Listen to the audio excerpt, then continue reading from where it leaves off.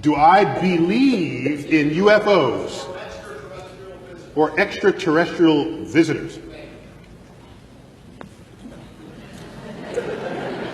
I'm not authorized to answer that question.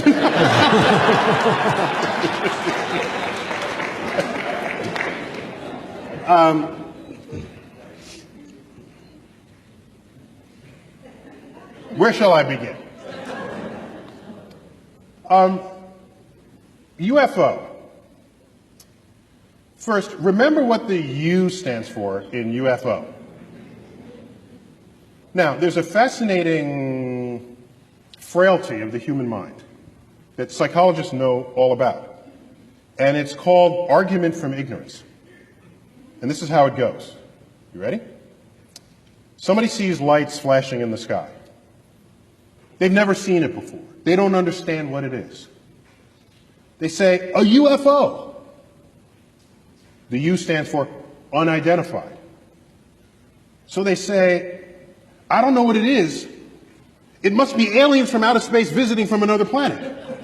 Well, if you don't know what it is, that's where your conversation should stop.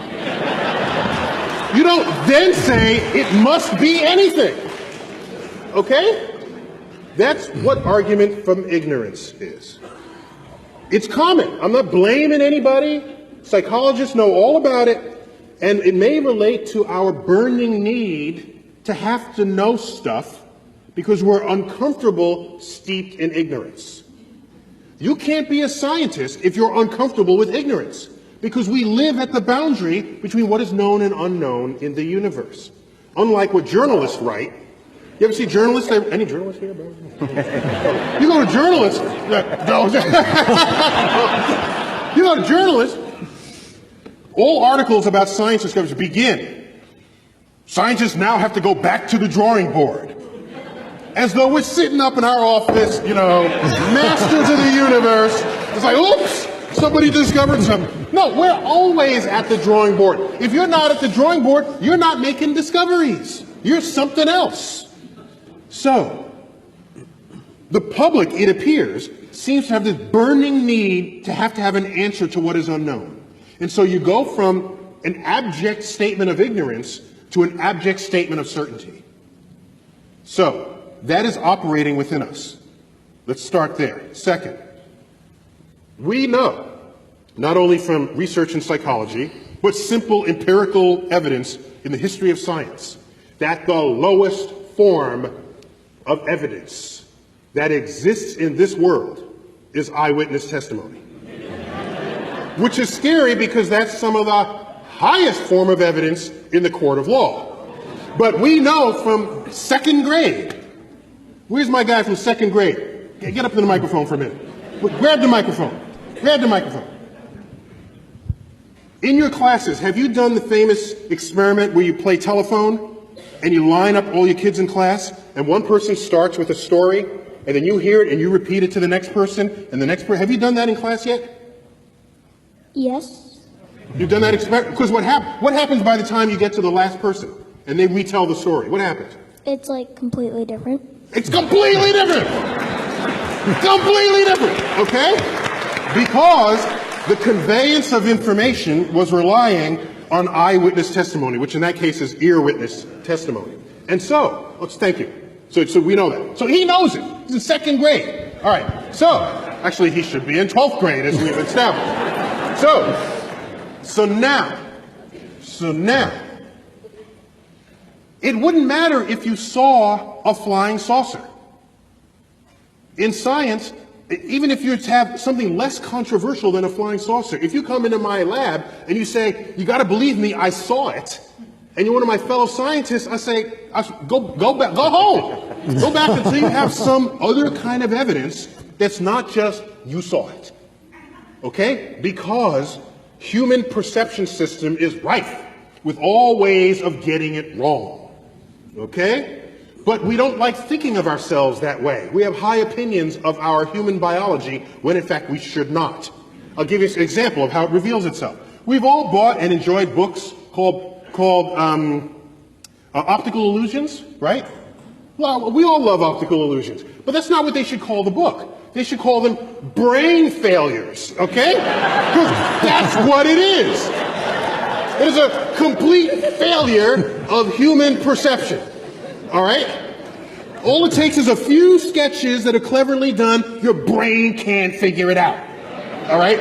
So, we are poor data-taking devices. That's why we have such a thing as science, because we have machines that don't care what side of the bed they woke up in the morning, don't care what they said to their spouse that day, doesn't care whether they had their morning caffeine. They'll get the data right, okay? So, maybe you did see visitors from another part of the galaxy. I need more than your eyewitness testimony. And in modern times, I need more than your photograph, which Photoshop probably has a UFO button today. Like, stick it in, right? So, on your computer. So, here's what you do. I'm not saying we haven't been visited. I'm saying the evidence thus far brought forth does not satisfy the standards of evidence that any scientist would require for any other claim that you're going to walk into the lab with. So here's what I recommend. Here's what I recommend. Next time you're abducted, because I'm ready for this. I'm ready. Okay? I get abducted, I'm ready. Okay? So you're there, you're like on the slab, because they always do like the sex experiments on you, on the flying saucer. So there you are, and they're poking at you. Here's what you do. You ready? You tell the alien, you'll be alien for this, right? So you're poking me, all right? So then I say, finally, I'm on this side of the equation. okay. So I say, hey, look over there. And then he looks over there, you quickly like snatch something off the shelf, put it in a pocket, and then lay back. All right? Then you're done, you come back, you say, look what I got. Okay? I like stole the ashtray off the shelf of the flying saucer. And then you bring that to the lab. And it's not about eyewitness testimony at that point, because you'll have something of alien manufacture. And anything you pull off of a flying saucer that crossed the galaxy is going to be interesting. Okay? Because even objects within our own culture. I got this device here, okay, the iPhone.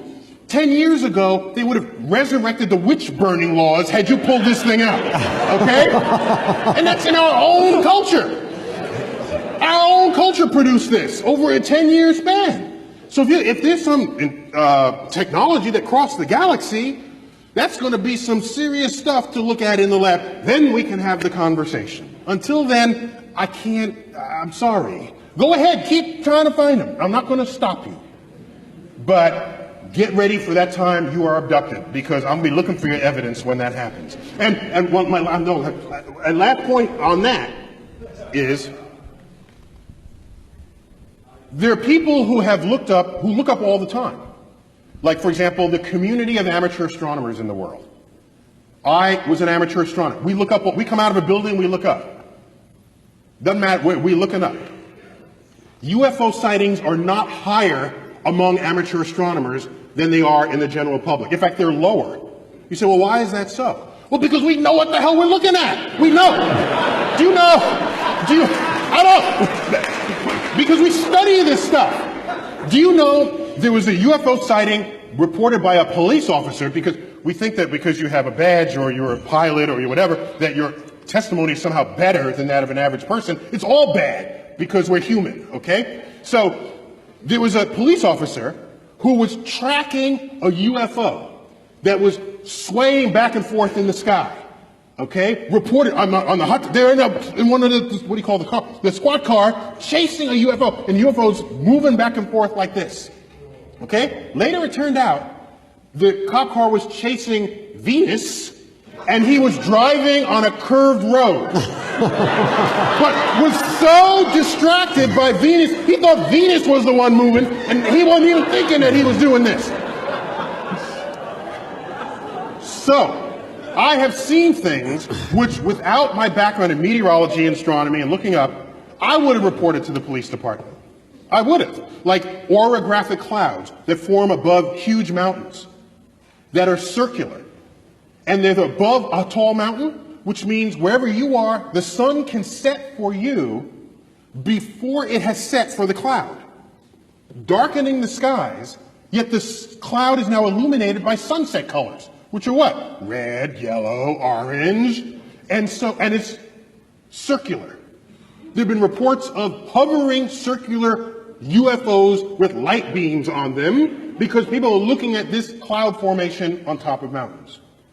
So, maybe we have been visited by aliens. Maybe they've even landed. But why do they land in like the farmer's yard and not like Times Square, all right?